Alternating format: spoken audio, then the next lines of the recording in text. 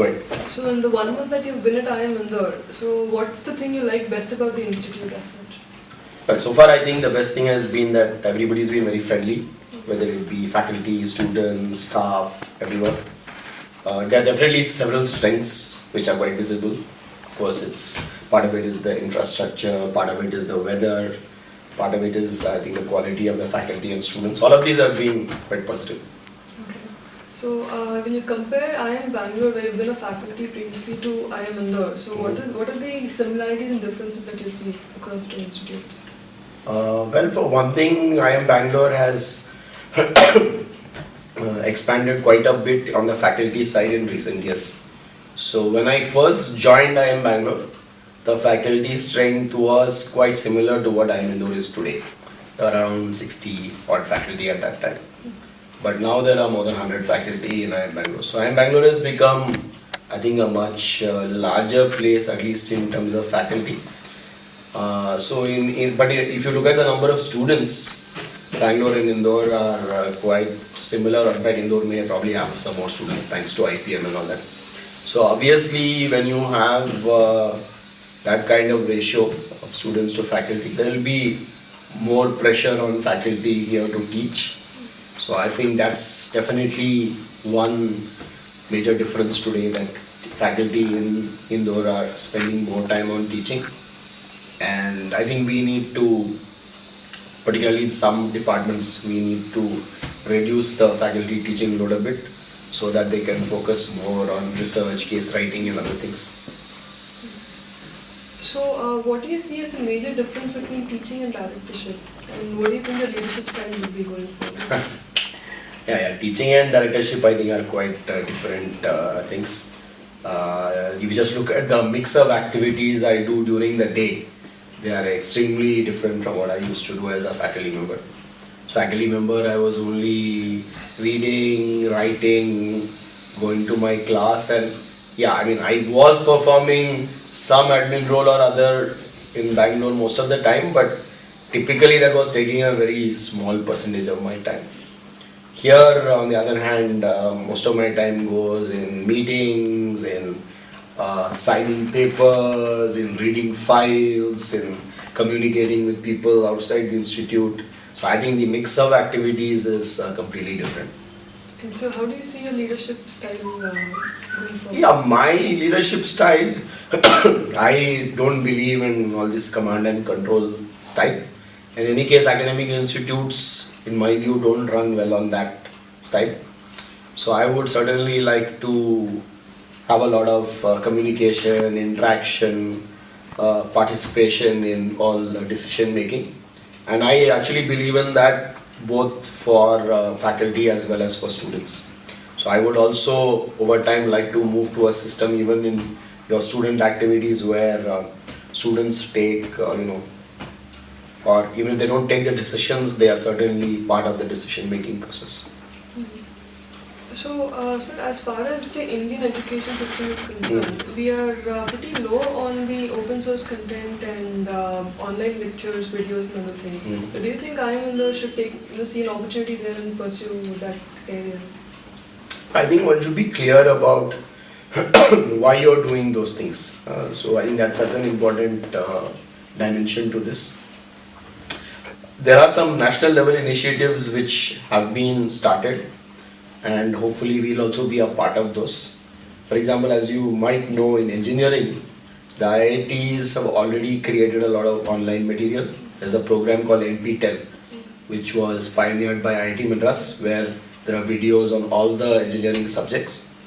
There is now a Ministry of HRD initiative to do something similar in management, and we are definitely going to be part of that if it takes off, which I think it will.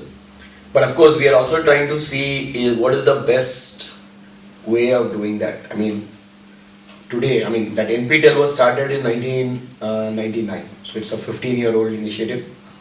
If you're starting a new initiative today, is video the best way, or should you be looking at other methods? I know that's an open question. So yeah, I think we will be part of it. But as I mentioned right at the beginning, we already have quite a large array of courses here, programs. we have some constraints on number of faculty. So I would not like to load our faculty with even more things unless we are able to hire more faculty and get a better kind of distribution of the load over people. So these are all good initiatives, and but I think the more important thing at this point of time is I think we should have a better presence on the internet, whether you talk about social media or you talk about the institute website or any other methods that you might talk about. I think there IIM Indore is not very well represented right now, and I think that's something we need to change. So maybe it's not about creating a lot of video content, but some video content should be there. I mean, people should be able to, for example, sample what does a class in IIM Indore look like. Say a prospective student, say somebody wants to join PGP, they should be able to go online and see what is the teaching in IIM Indore like, and that will help them make a decision, hopefully, to come here. So even things like that, I think we need to enhance. I mean, I don't know, I haven't done it, but I think if you just look for IIM Indore content on YouTube, you won't find too much. So we need to change that. So, as such, why do you think the Indian management schools are lagging behind the global counterparts? So that's a very complicated subject. First of all, lagging behind, you have to see on what parameter. If you look at most of the surveys, Indian schools are doing much better than they were doing before. For example, the one-year program in Ahmedabad, Bangalore and ISB, all three of these are among the top 100 programs in the world. I think Ahmedabad is somewhere in the 30s, Bangalore is somewhere in the 60s, so I mean, not doing so badly actually. I think where Indian business schools have traditionally had a problem and where we have not been doing as well as schools abroad is very clearly on the research and knowledge creation dimension. So why is that the case? There are multiple reasons. One is we started primarily as teaching schools, and the focus was on running good teaching programs, whether it be PGP or any of the other programs. We were relatively slow in making research a key dimension for measuring faculty performance. But all of that is now changing. I think we have now realized, and that's right across the board, whether you look at right from the ministry level or at the institute level, it's very clear today that what we were doing earlier is not enough. We need to run good academic programs, but we also need to have a decent amount of knowledge creation happening in the institutes. And I think why that's very important today is because there's a lot of interesting stuff happening in India today. Globally, more and more people are looking towards India and China to understand how business will be different in the years ahead. So you have lots and lots of scholars from the West spending time in India particularly, trying to see whether there are new paradigms, new theories and so on which are emerging. So it would be very foolish on our part when the whole world is coming here to see what India has to offer if we were to simply ignore that and not take advantage of it. So I think even from a timing perspective, this is the right time to focus on that. Of course, like anything else, that also poses challenges because faculty members in India historically did not pay so much attention to research, so their research skills could be a bit rusty. So we need to help people polish up their skills, and we also have to make sure that our incentive systems and the way we manage our institutions allows people enough time to focus on a decent amount of research. So those changes are happening now in all the institutes, and I'm sure they'll happen in IIM Indore as well. And you authored a lot of books on innovation and co-authored a lot as Mm. well. So, do you think India is ready to take the leap to be the powerhouse of the next generation as such? No, India is got sort of challenges as far as innovation is concerned. As you might know, on global surveys on innovation, India doesn't do too well. Our rank is somewhere in the 60s, I think 66 last year in the INSEAD, the WIPO Global Innovation Index. There are certain kinds of innovation in which I think we are reasonably good, but a lot of innovation globally happens using technology. And I don't think we have been very adept at technological innovation. We have also got lots of challenges within our organizations in our ability to drive innovation because of fear of failure, because people are not willing to invest adequate resources. Sometimes we don't even have the right organizational structures and processes to support innovation.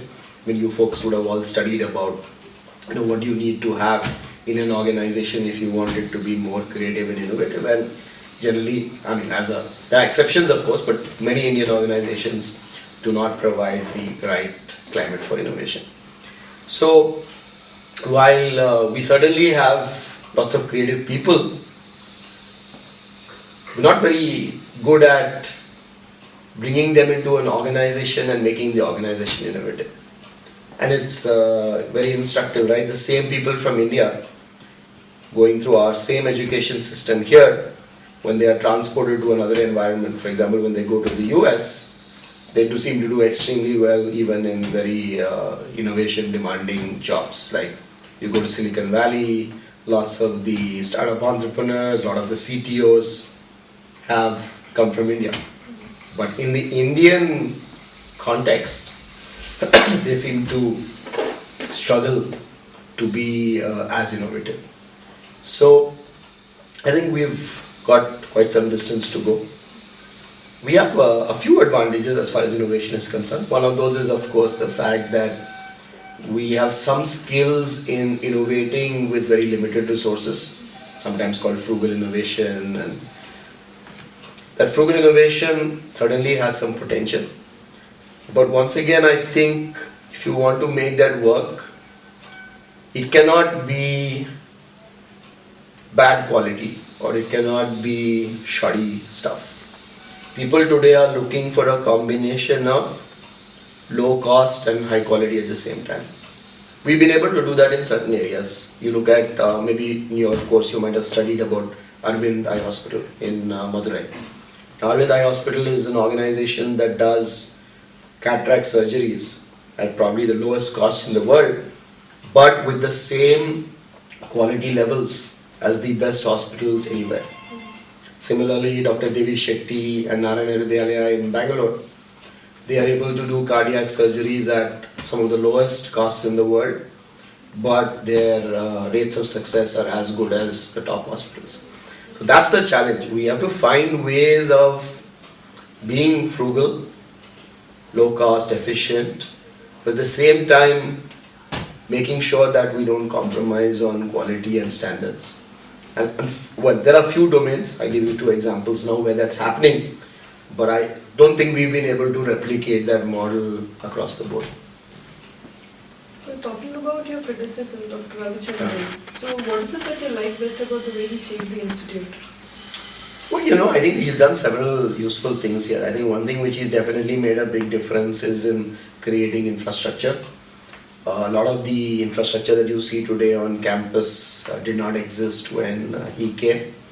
Even some of the existing infrastructure, even though the institute was not too old, was not in the best of shape. So I think he's tried to renew that infrastructure and bring it up to much higher quality standards. He was also, as you know, a great believer in scale. So he has scaled up lots of the programs. He also felt that the institute should be willing to spread in terms of scope as well. So even in scope we have expanded. So I would definitely give him credit for his vision in being able to see all of this. I think the other thing for which he will definitely be remembered for long in IIM Indore is for the IPM. IPM has had its fair share of criticism, but I think he was very passionate about it, very steadfast that it was a useful program to have. And I think if IPM is ultimately successful, a lot of credit will go to the vision and the perseverance of Professor Ravichandran. So, is there something that you would have done differently from him? I mean, one particular thing that you really think you would have done differently as compared to him? No, I don't think I would like to. I don't think it makes any sense to go and look at things in hindsight. I think what one makes better sense is to say, okay, what is the challenge today? Okay, so if you look at the challenge today, I think it's clearly that we have expanded on multiple dimensions, which I just told you. Number of programs, number of students, number of locations. So we have created a fairly complex institute to run. Now, to be able to run this complexity successfully, I think we need more faculty, we need better internal systems, we need perhaps a little more focus on quality and consistency. We also have to focus a bit on branding and external image. Because I think while IIM Indore has done all these things, the market doesn't seem to have really recognized these to the extent that we are able to see all these things here. So these are all challenge areas, and these are areas where I hope to focus my attention in the at least early part of my tenure here. So, coming to IPM, sir, given that they'll be coming, the first batch will be coming to the fourth year going forward next year. So, how do you see the batch progressing? I mean, would they be attending class with the PGP, or do we have a vision? We have not actually discussed that formally in the faculty yet. There are obviously very different views on this subject. My personal view is that the most beneficial arrangement for everyone will be if the IPM and PGP students are integrated, because I think the IPM students, thanks to their having gone through this more liberal arts kind of program, they bring a very fresh perspective to this whole business of management. Students who come in from PGP, I'm sure, I don't know, like most of you are engineers, you bring, a different perspective. I think there's going to be lots that the IPM 4th and 5th year students and the PGP students can learn from each other. So I think it would be, in that sense, dysfunctional if we were to separate these two groups from each other. Because I think it would be much more advantageous for them to work with each other. Will that create some complexities and so on, controversies? Yeah, it might. I can already see some of those things likely to happen. But to me, just looking at it as, I'm very recent in this system, so just looking at it with a fresh eye, it just seems to me that the advantages of them all working together would outweigh any disadvantages which might be there. So, are you planning on guiding some research here or taking up some courses going forward? Yeah, so I will teach, I'm sure, but I deliberately decided not to teach immediately after coming here, because I have to understand the institute. I want to be able to interact with people. I want to be able to build relationships outside the institute. So I need a lot of flexibility to do that. But if I start teaching immediately, then I'll be bound by the teaching schedule and all the rest. So I deliberately decided I won't teach, at least to start with. But I'm pretty sure in the next academic year I will start teaching something. I haven't decided what, but I think I will teach from the next academic year onwards. And finally, any message for the IIM Indore student community from your end? Yeah, I think definitely there is a message for IIM Indore student community. I think, first of all, I think IIM Indore is a very well endowed institute in multiple ways. We have very good physical infrastructure. We have well qualified faculty. I don't know, for example, how many of the students know that as many as 17 of our faculty over the last few years have been deputed to Harvard Business School for a course on participant-centered learning, probably the largest number among any of the institutes. We are planning to send 3 more faculty this year. So the institute is making a lot of investment in creating the right infrastructure for all of the students to really have a good academic program. I suspect, and I may be a bit harsh, but I suspect that the student body here is not really taking full advantage of what the institute has to offer. And I think you guys should be pushing much harder. You should be much more confident of yourselves. You should be really willing to go and take on, anybody who comes along the way. So I mean, basically, I think I would hope that over time, those students will be much more enterprising, much more entrepreneurial, and just soak in all that you get from here and take that forward. I mean, even if you look at the kind of visiting faculty who come here, I mean, you get exposed to a lot of people from industry, which many of the other institutes don't have. And that's a complaint in many of the institutes, that, we don't get industry connect. But, I keep having my food in the MDC, and I keep meeting all these visiting faculty who are coming to teach all of you. And I'm just seeing that there's a huge range of people from a wide variety of industries who is coming here. So I actually think in many ways all of you are getting a lot of opportunities and exposure, but I'm not sure that all of you are really taking best advantage of that. So what I would really like it if somebody comes and knocking at my door and saying, this is the stuff we want to do. I think there are lots of stuff we can do. So we should really look at what are the positives, what are the assets we have on campus, and we should just be trying to figure out how do we use all this to make IIM Indore a even better place than it already is. And I think this also has another implication, often when I've talked to students here, they said one of the disadvantages we have is we don't have a strong alumni, which is partly true. I mean, the first PGP batch graduated only in 2000. Ahmedabad and Calcutta have had PGP since early 60s. So there's a 40-year difference. All that is fine. But you guys are the alumni of tomorrow. So you have to be proud of your institute, and you have to say, we are going to go out there and tell people that IIM Indore is a good school, and we are going to go and fight with our company. I mean, so you should be, brand ambassador of IIM Indore there, and you should make sure that, as long as you're there, every year they come and, hire students from here, they come and give talks here, they give projects to our students. So if each one of you guys just take it upon yourself that you will do that, we can overcome all these deficiencies of, being a younger institute. And that's what we need to do, because we need to, try that much harder so that we can do as well as the older institute. So that's what I'm hoping all of you guys will do. And I think you should, and if there's anything I or the other faculty or anybody can do to help you, we are all very willing to do that. Surely keep that in mind. Sure.